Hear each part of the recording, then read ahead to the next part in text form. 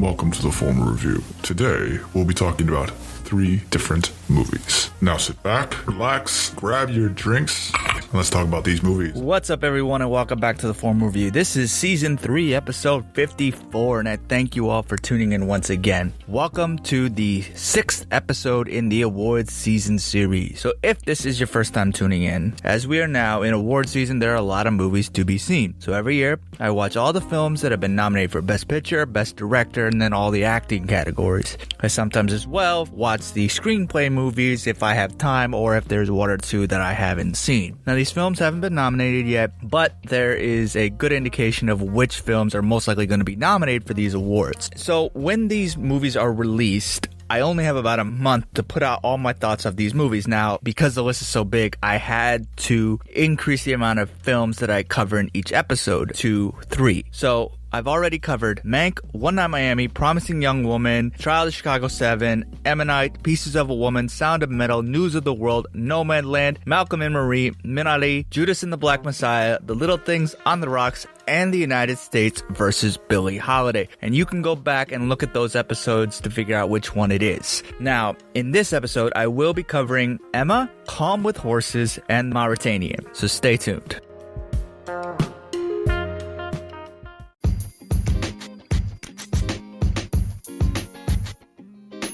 Have you ever thought about starting your own podcast? When I was trying to get this podcast off the ground, I had a lot of questions. Like, how do I record an episode? How do I get my show into all the apps that people like to listen on? How do I make money from my podcast? The answer to every single one of those questions is really simple. Anchor. Anchor is a one-stop shop for recording, hosting, and distributing my podcast. And best of all, it's absolutely 100% free and ridiculously easy to use. And now Anchor can match you with some great sponsors. That means you can get paid to podcast right away. In fact, that's exactly what I'm doing right now. So if you've always wanted to start a podcast and make money doing it, go to anchor.fm/start to join me and the diverse community of podcasters already using Anchor. Again, that's anchor.fm/start. And I can't wait to hear your podcast.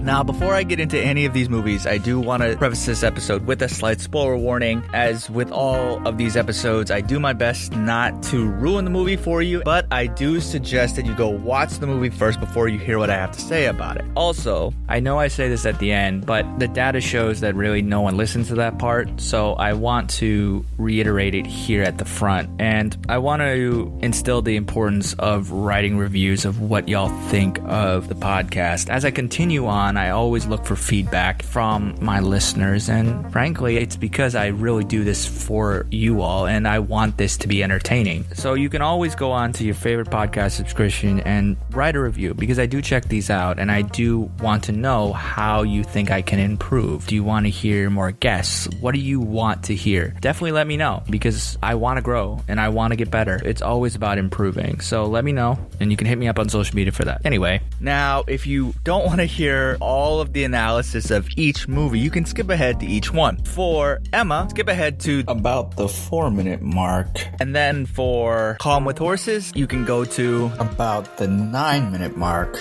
And for the Mauritanian, you can go to about the 13.5-minute mark. Or if you want to hear all of it, just keep listening. So sit back, relax, grab your drinks, and let's talk about these movies.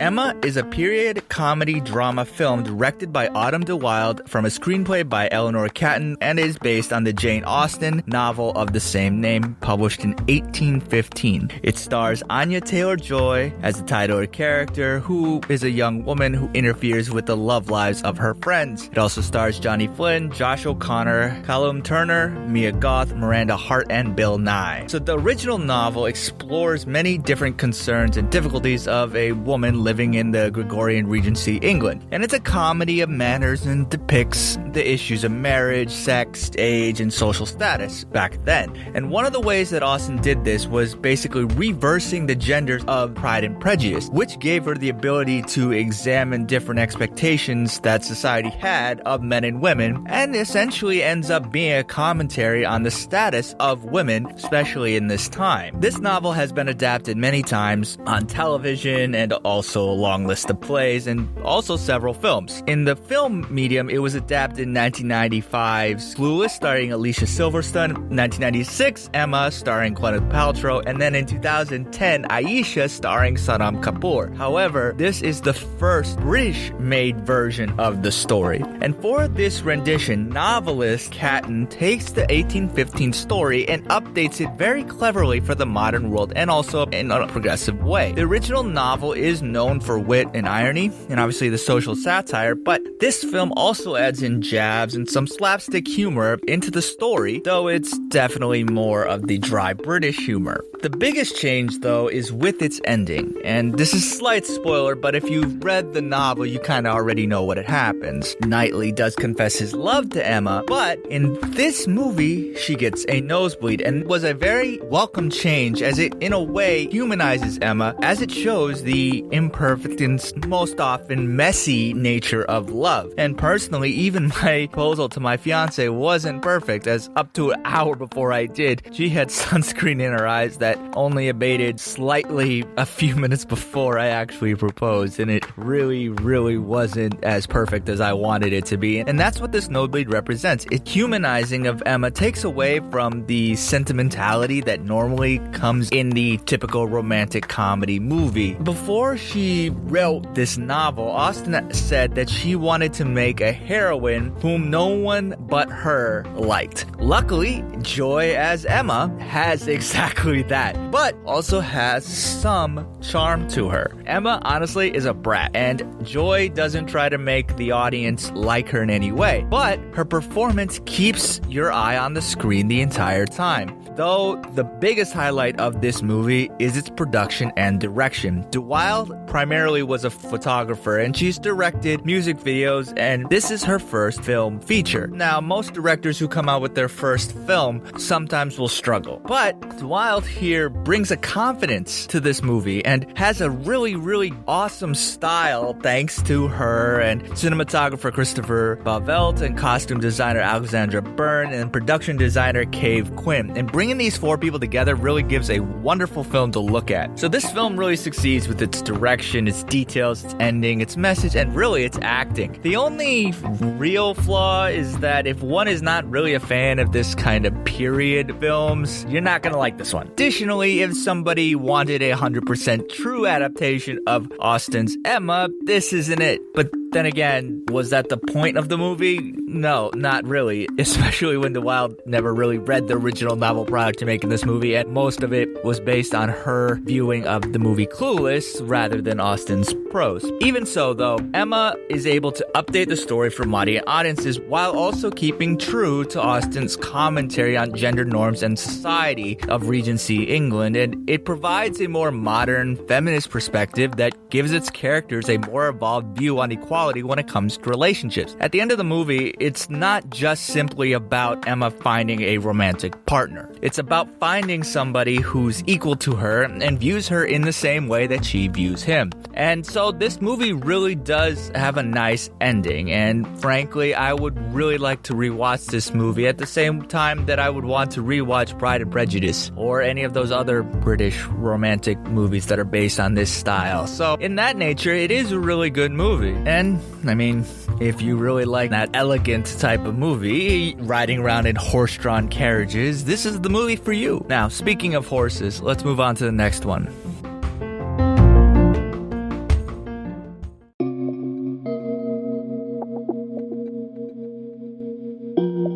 Calm with Horses, or The Shadow of Violence, as it was titled when it was released in the US, is a crime drama film directed by Nick Roland in his feature debut and written by Joseph Murtaugh. The film stars Cosmo Jarvis, Barry Keoghan, Niamh Algar, Ned Dentry, Kiljan Moroney, and David Wilmot. Sorry if I'm mispronouncing any of those names. It was adapted from the short story of the same name from the collection Young Skins by Colin Barrett. So the film follows this ex-boxer, Douglas, or Arm, played by Jarvis, who works as this enforcer in a crime family in rural Ireland. One of the family members is Dimthna, who is played by Keoghan, who basically keeps him in check and makes sure that he does every task, no matter how gruesome it is. So the first thing that this movie starts out with is Douglas must beat up this old man who has raped Dimthna, his younger sister, and he beats him up in a very gruesome way that is pretty intense. Yet, the family is not satisfied. Meanwhile, also, Douglas's son, Jack, has autism and is helped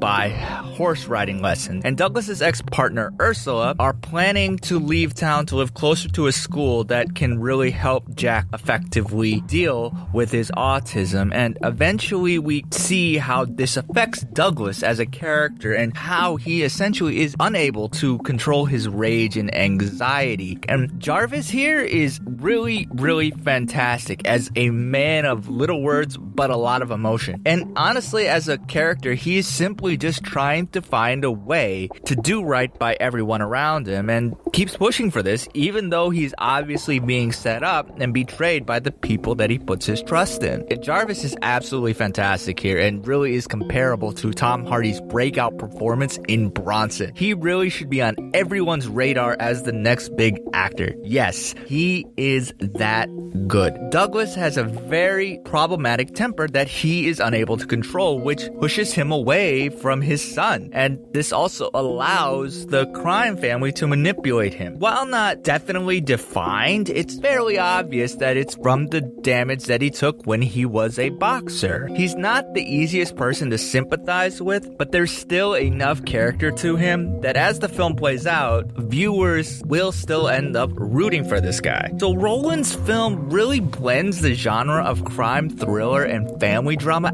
absolutely flawlessly. Piers McGrail, the cinematographer, captures both these landscapes and also claustrophobic interiors that really place the viewer into this world that really just demonstrates the world that Douglas is living in, both in his mind and physically. And this is supported by this electronic score composed by Benjamin John Power and really shows how this world that Douglas is living in has its rough edges, but also this somewhat soft perspective. And from each portion of the film, Roland is able to give the audience a view of what the central character's perspective on the world is, and it is extremely powerfully acted by everyone. The horse in this movie is predictably a representation of redemption, and perhaps as well the ending of the film is slightly predictable. However, the message, the story, the film's attention to detail of integrating the score and the cinematography into the viewpoint of Douglas and the talented and well-directed cast push really any of those concerns aside. Its short runtime at about an hour and 40 minutes gives a beautifully staged story that really shows the mental violence that's going on within Douglas's head, which is also worse than the violence that he's committing. Honestly, this film was an absolutely intense and gritty viewing experience that is worth every second, and honestly is one of the best character films of 2020. Now, speaking of traumatic characters, let's go on to the next movie.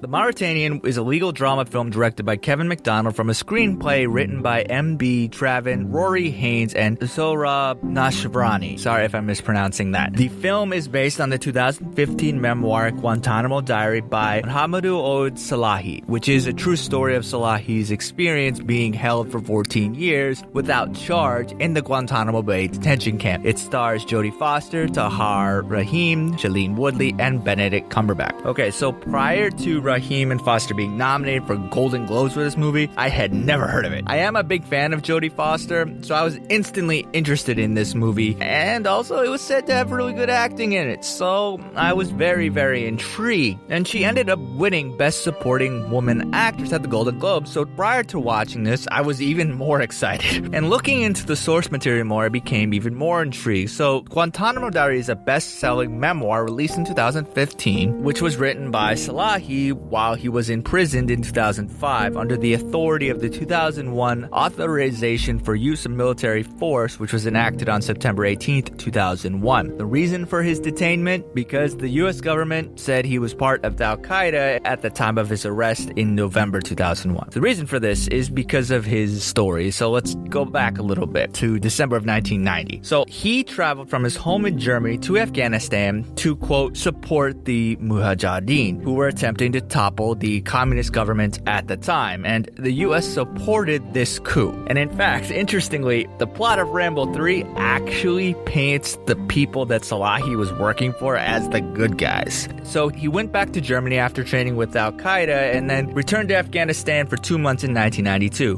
While there, he did train in Al-Qaeda. However, after the 2 months, he left Afghanistan for a second time, and he, at that point, severed all ties with Al-Qaeda. Unfortunately, that wasn't enough for the US government. Later in his life, he ended up moving to Montreal in Canada, and he was suspected there of being involved with the attempted LAX bombing and was investigated by the Canadian Security Intelligence Service. Due to the scrutiny, he then returned to live in Mauritania and was cleared of all involvement. After 9/11, the US then again became interested in him, and he turned himself into authorities for questioning and then was detained for 7 days and questioned by Mauritanian officers and by the FBI. He was then transported to a Jordanian prison where he was held for 8 months, and there he was tortured by the Jordanians and then was flown to Afghanistan. After again being held there for 2 weeks, he was then transferred to Guantanamo Bay Detention Camp in Cuba on August 4th, 2002. And here he was subjected to sleep deprivation, isolation, temperature extremes, beatings, and sexual humiliation. And in one documented incident, he was actually blindfolded and taken out to sea in a boat for a mock execution. Then, in 2010, Judge James Robertson ordered that he be released on March 22nd, and then the Department of Justice appealed that decision, and the DC Circuit Court of Appeals vacated the ruling and reprimanded the case to the District Court on November 5th, 2010 for further factual findings, but the District Court never held a second hearing. Then, on July 14, 2016, he was approved by a review board for the release from detention. He was then freed 3 months later on October 17th, 2016, and returned to Mauritania. During this 14-year period, he wrote this memoir, and his editor put the story together based on the manuscript that he and his lawyers brought to the editor. And each page of this had to be submitted for military censors, and this was published while he was still in prison. And since he was released, Salahi has said that he forgives everyone who has wronged him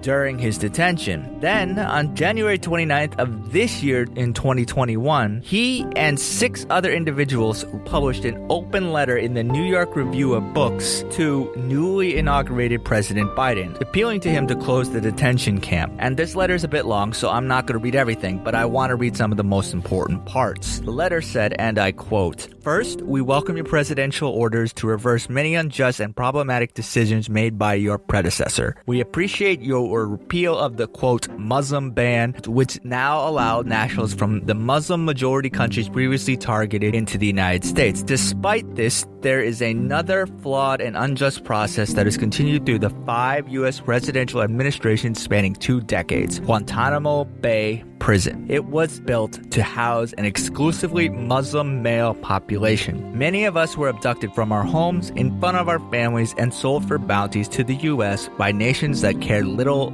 for the rule of law. We were rendered to countries where we were physically and psychologically tortured, in addition to suffering racial and religious discrimination in United States custody. President Bush opened it. President Obama promised to close it, but failed to do so. President Trump promised to keep it open. It is now your turn to shape your legacy with regards to Guantanamo. During your inauguration, you said, quote, every disagreement doesn't have to be a cause for total war, end quote. We agree. We believe you can close Guantanamo before its looming 20th anniversary, end quote to their letter. Now let's go back a little bit in regard to the movie to June of 2015 when producers bought the rights to this movie from the memoirs, and then in 2016 Benedict Cumberbatch joined as a producer, and then they started filming in December of 2019. So one thing that definitely came out of this movie is the opposite of Islamophobia, and director Kevin McDonald shows that Salahi is a person who was unnecessarily tortured and is not a stereotype of a Middle Eastern terrorist. He's a person or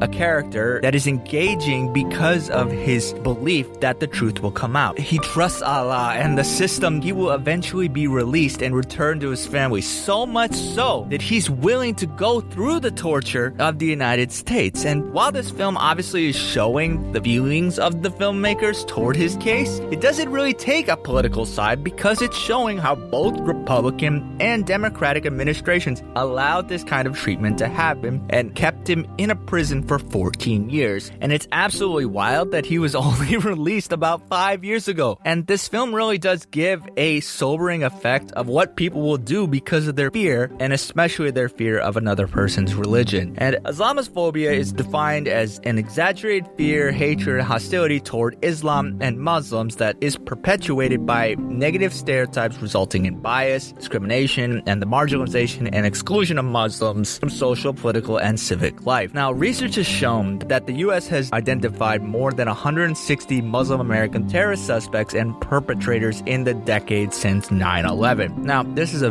very small amount in comparison to the violence that happens in the United States every year outside of the religion. Yet, somehow, it is believed by some that Muslim-related terrorism is a lot more prevalent than it really is. And this may be due to how the media shows terrorist attacks. When you hear the word terrorist, what do you picture? Chances are it's not a white person. And there's not really one definition of terrorism, but the U.S. Patriot Act defines terrorism as a violent action that is intended to intimidate or coerce a civil population or influence the government. That is basically to say that anyone who really wants to do an extremely violent action trying to intimidate or influence somebody's view is terrorism. It's not really defined by a religion. So then why is it that a lot of people think that a terrorist equals Muslim? Why is it that white Christian extremists who commit terrorist acts are not deemed as terrorists? For example, if you look at the Quebec City mosque shooting on January 29, 2017, a Christian man was responsible for that, yet he wasn't charged or sentenced under the terrorist provision of the criminal code, or he was even described as a terrorist by terrorism experts. And this is not the only case of this, as there's been many times where white Christians have attacked women health clinics, police officers, Jewish community centers, and Sikh temples, all due to ideology. Yet, these are not acknowledged as terrorist attacks. So, unless you're an old school racist, most likely anyone listening to this knows that it's wrong to judge people because of their ethnicity or religion. Yet, a lot of people do this nonetheless. Now, there's a difference between racism and prejudice, but I'm not going to go into that here. The reason why I bring that up is that there have been countless amounts of studies that have shown that when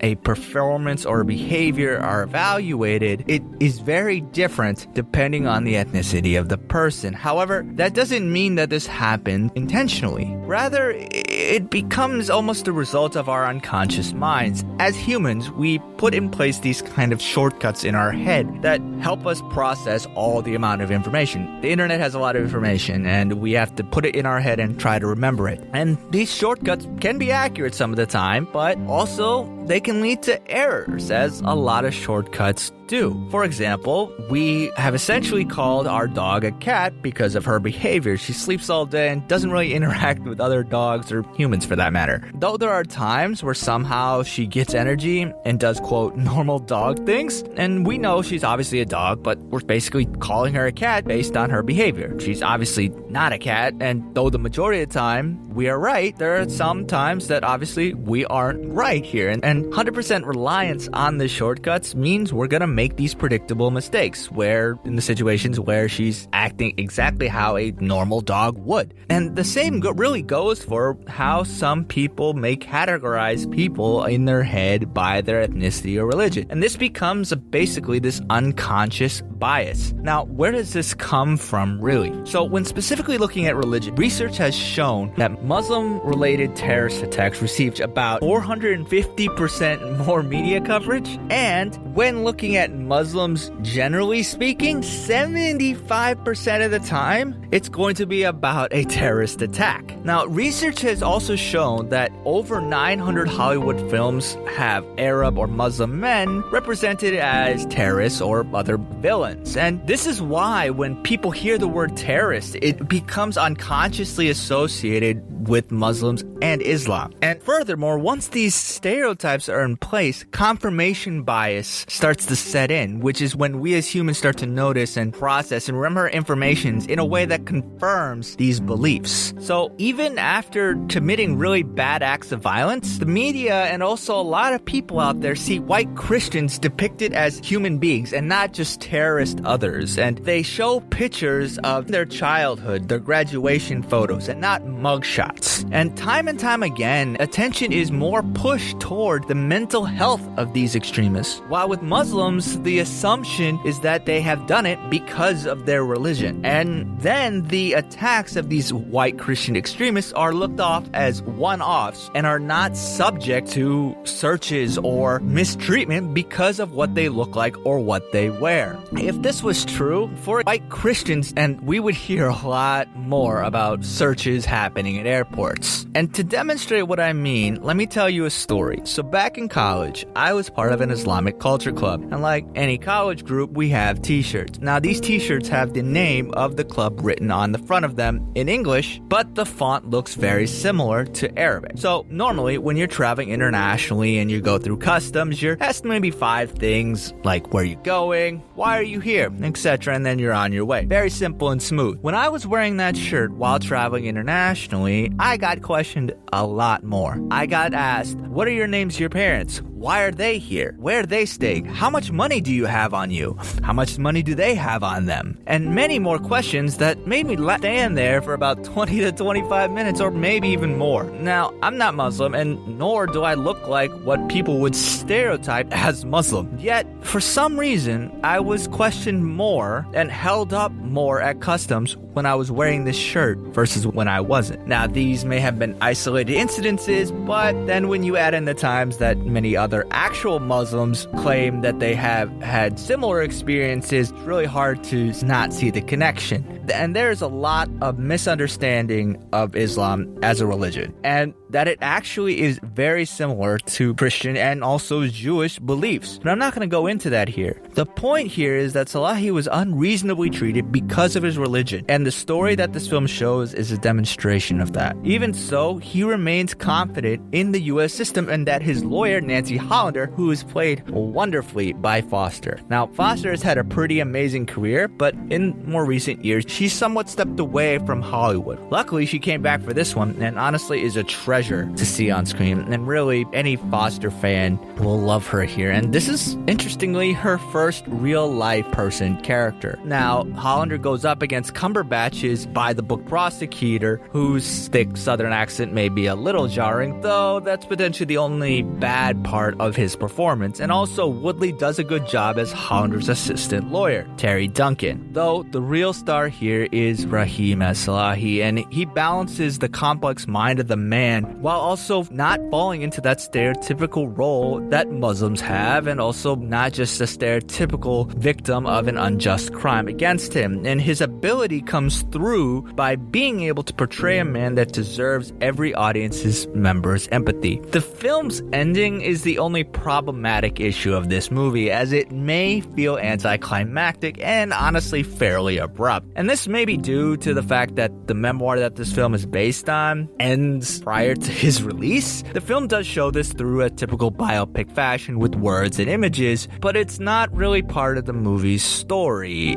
And this also may be due to the director wanting to humble the audience with the recent part of this movie and the tragedy of it instead of giving a conclusive conclusive conclusion to the story, and this would make sense as the story is essentially still going as the prison is still technically open. However, the lack of a decision of this reason for the ending can leave some wanting more, but there isn't much more to give, and it ends up just being kind of unfulfilling. Overall, though, the film does succeed with its acting, its details, its story, and its message, even if it isn't able to 100% stick the landing. Both Tamir and Foster really deserve any nominations, if not awards, coming their way, and it's worth watching for them and really the true tragedy alone. Now, what did you think of the movies? Let me know. Hit me up on social media. The Former Review is on Facebook, Twitter, the Gram, and now YouTube, where I will be posting many things, including trailer reaction. Handle is all the same. It's at The Former Review. Feel free to also check out backseatdirectors.com, where I work with a big team to put out movie reviews and also editorials. Again, that's backseatdirectors.com. Please also subscribe to The Former Review. We're on Google Podcasts, Apple Podcasts, Spotify. We're now on Amazon Music, iHeartRadio. Honestly, pretty much anywhere you can find a podcast, we have our content there. Also, I'm always wanting to grow and improve, so please leave a review and what you want to hear, because I really do this for you all. I see the numbers, and I really appreciate everyone supporting me and talking to me about movies, because frankly, that's what it's all about. And for anyone who has supported me on a financial basis, thank you again. And if you want to help support on a financial basis, please go to anchor.fm/the-formal-review and click support this podcast. And honestly, any donation is appreciated. Thank you all again for tuning in. And until next time, wear your mask, wash your hands, stay safe, and take care, everyone. Thanks for tuning in to another episode of The Former Review. Cheers, and we'll see you next time.